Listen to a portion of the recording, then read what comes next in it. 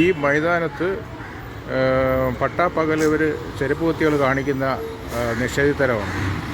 അവിടെ ഇരുന്ന് കള്ള് കുടിച്ചിട്ട് ഇവിടെ ഒരുപാട് സ്ഥാപനങ്ങൾ തുറന്ന് പ്രവർത്തിക്കുകയാണ്. കള്ള് കുടിച്ചിട്ട് കൂടെ കുടിച്ച ആളിനെയാണ് ഇപ്പോൾ ഈ അടിക്കുന്നത്. മൈതാനത്ത് പ്രോപ്പർ മൈതാനം ടൗണിലാണ് ഈ കാര്യങ്ങൾ നടക്കുന്നത്. പോലീസും മറ്റുള്ള അധികാരികളും എല്ലാം മൗനം പാലിക്കുകയാണ് ഇത് കണ്ടിട്ട്.